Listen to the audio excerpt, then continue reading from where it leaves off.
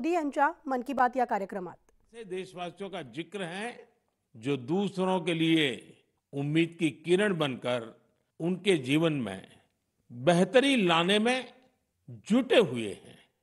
साथियों, कुछ ही दिन बाद 8 मार्च को हम महिला दिवस मनाएंगे। ये विशेष दिन देश की विकास यात्रा में नारी शक्ति के योगदान को नमन करने का अवसर होता है।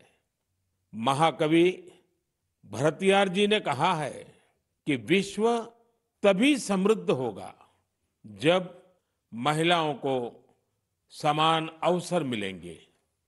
आज भारत की नारी शक्ति हर क्षेत्र में प्रगति की नई ऊंचाइयों को छू रही है।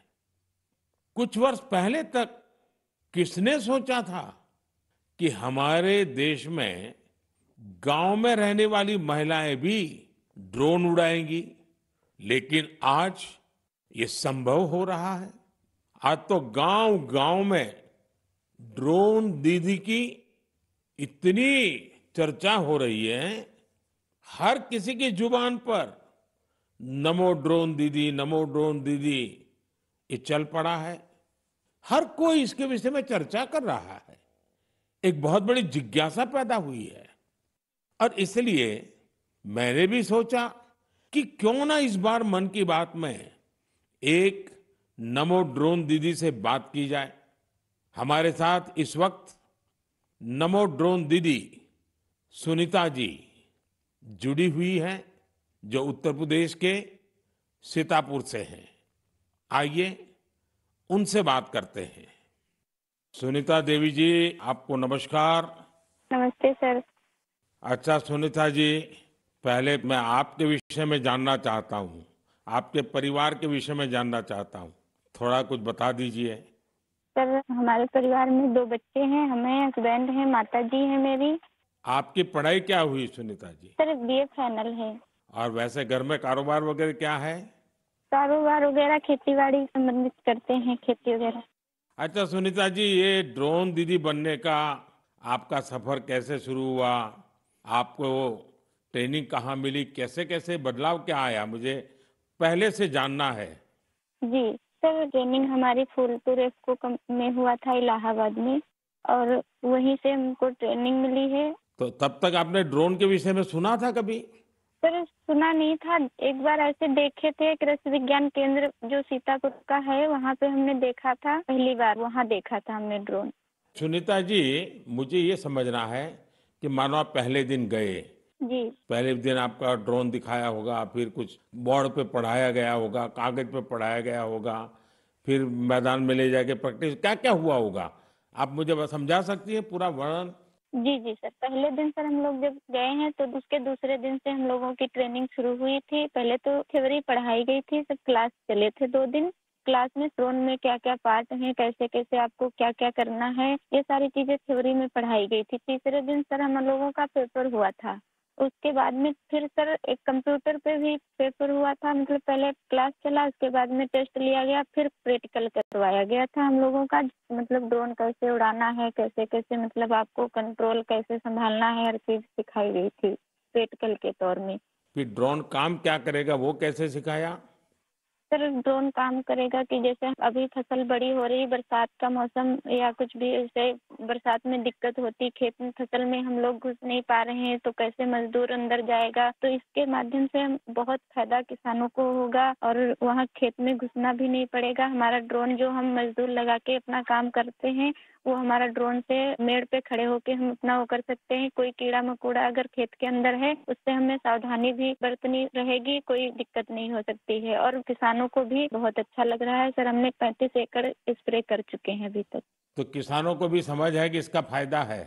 जी सर, किसानों को बहुत संतुष्ट होते हैं, कह रहे बहुत अच्छा लग रहा है, समय का भी बचत होता है, सारी सुविधा आप खुद देती हैं, पानी दवा सब कुछ आप साथ में रखती हैं, और हम लोगों को सिर्फ आके खेत बताना पड़ता है कि कहाँ से कहाँ तक मेरा खेत है, और सारा काम आधा घंटे में ही निपटा देती। तो ये ड्रोन देखने के लिए और लोग भी आते होंगे फिर तो?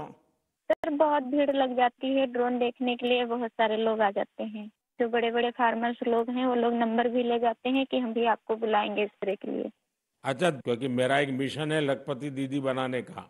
अगर आज देश भर की बहनें सुन रही हैं, तो एक ड्रोन दीदी आज पहली बार मेरे साथ बात कर रही है, तो क्या कहना चाहेगी आप? जैसे आज मैं अकेले ड्रोन दीदी हूँ, तो ऐसी हजारों बहनें आगे आए कि मेरे जैसे ड्रोन दीदी वो भी बने। और मुझे बहुत खुशी होगी कि जब मैं अकेली हूँ, मेरे साथ में और हजारों लोग खड़े होंगे, तो बहुत अच्छा लगेगा कि हम अकेले नहीं, बहुत सारे लोग हमारे साथ में ड्रोन दीदी के नाम से पहचानी जाती हैं।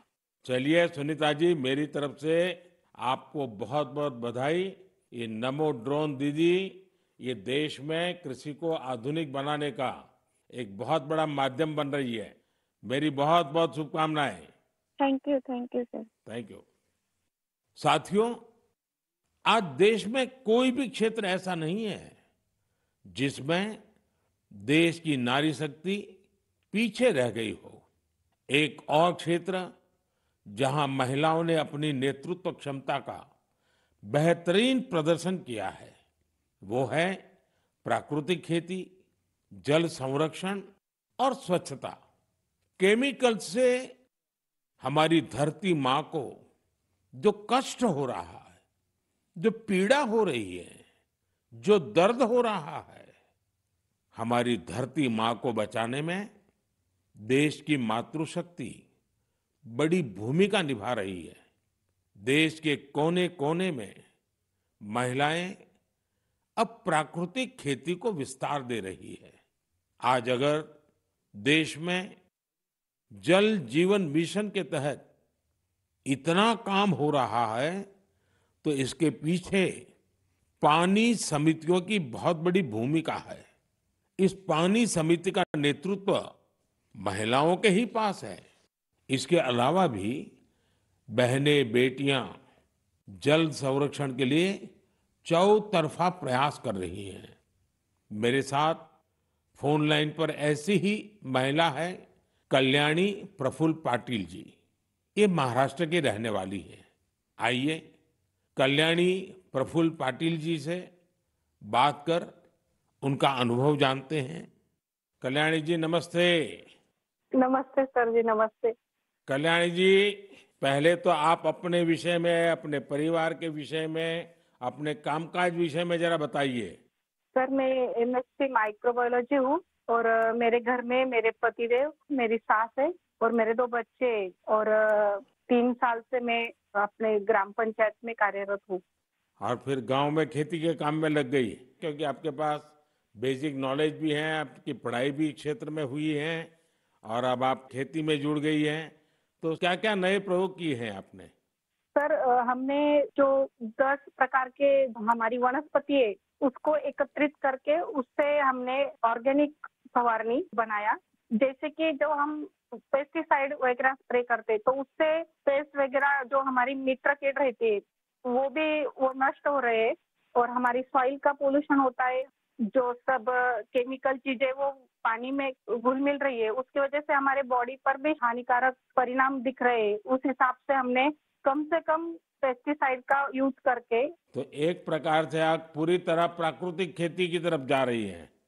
हाँ, जो अपनी पारंपरिक खेती है सर, वैसे हमने की पिछले साल। क्या अनुभव आया प्राकृतिक खेती में? सर जो हमारी महिला है उनको जो खर्च है वो कम लगा और जो प्रोडक्ट है सर तो वो समाधान था कि हमने विदाउट पेस्ट वो किया है, क्योंकि अब कैंसर के प्रमाण जो बढ़ रहे हैं, जैसे शहरी भागों में तो है लेकिन गांव में भी हमारे उसका प्रमाण बढ़ रहा है।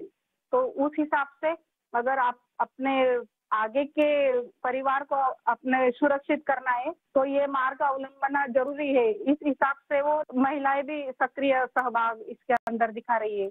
अच्छा कल्याणी जी, आपने कुछ जल संरक्षण में भी काम किया है, उसमें क्या किया है आपने? सर रेन वाटर हार्वेस्टिंग जो हमारे शासकीय जितने भी इमारतें जैसे कि प्राथमिक शाला हुई, आंगनवाड़ियाँ हुए, हमारी ग्राम पंचायत की जो बिल्डिंग है वहाँ के जो पानी है बारिश का वो सब इकट्ठा करके हमने एक जगह पे कलेक्ट किया हुआ है। और जो रिचार्ज शाफ्ट है सर कि बारिश का पानी जो गिरता है वो जमीन के अंदर पर्कोलेट होना चाहिए, तो उस हिसाब से हमने 20 रिचार्ज शाफ्ट हमारे गांव के अंदर किए हुए हैं और 50 रिचार्ज शाफ्ट का सैंक्शन हो गया है। अब जल्दी ही उसका भी काम चालू होने वाला है। चलिए कल्याणी जी, आपल्याशी बोलून खूप आनंद झाला. तुम्हाला खूप खूप शुभेच्छा. सर धन्यवाद, सर धन्यवाद. मलाही तुमच्याशी बोलून खूप खूप आनंद झाला. म्हणजे माझ्या आयुष्याचं संपूर्ण सार्थकी लागलं माझं जीवन, असं मी समजते. बस सेवा करा. चलिए, आपका नाम ही कल्याणी है तो आपको तो कल्याण करना ही करना है. धन्यवाद जी. नमस्कार. धन्यवाद सर, धन्यवाद. साथियों, चाहे सुनीता जी हो या कल्याणी जी, अलग अलग क्षेत्रों में नारी शक्ति की सफलता बहुत प्रेरक है. मैं एक बार फिर हमारी नारी शक्ति की इस स्पिरिट की हृदय से सराहना करता हूं. मेरे प्यारे देशवासियों, आज हम सबके जीवन में टेक्नोलॉजी का महत्व बहुत बढ़ गया है. मोबाइल फोन, डिजिटल गैजेट्स हम सबकी जिंदगी का अहम हिस्सा बन गए हैं. लेकिन क्या आप कल्पना कर सकते हैं कि डिजिटल गैजेट्स की मदद से अब वन्य जीवों के साथ तालमेल बिठाने में भी मदद मिल रही है. कुछ दिन बाद 3 मार्च को विश्व वन्य जीव दिवस है. इस दिन को वन्य जीवों के संरक्षण के प्रति जागरूकता फैलाने के उद्देश्य से मनाया जाता है. इस वर्ष वर्ल्ड वाइल्ड लाइफ डे की थीम में डिजिटल इनोवेशन को सर्वोपरि रखा गया है. आपको ये जानकर खुशी होगी कि हमारे देश के अलग अलग हिस्सों में वन्य जीवों के संरक्षण के लिए टेक्नोलॉजी का खूब उपयोग हो रहा है. पिछले कुछ वर्षों में सरकार के प्रयासों से देश में बाघों की संख्या बढ़ी है. महाराष्ट्र के चंद्रपुर के टाइगर रिजर्व में बाघों की संख्या 250 से ज्यादा हो गई है. तर आपण पाहिलं मन की बात या कार्यक्रमाद्वारे पंतप्रधान नरेंद्र मोदी भारतीयांशी संवाद साधत असतात, त्यांना संबोधित असतात, वेगवेगळ्या विषयांवर आपलं मत मांडतात आणि महाराष्ट्रातल्या कल्याणी पाटील यांच्याशी सुद्धा त्यांनी फोनवरून बातचीत केलेली आहे. या आणि इतर घडामोडी आपण पाहणार आहोत. मात्र बुलेटिनमध्ये एक छोटासा ब्रेक घेऊन लगेचच परततोय. पाहत राहा न्यूज 18 लोकमत.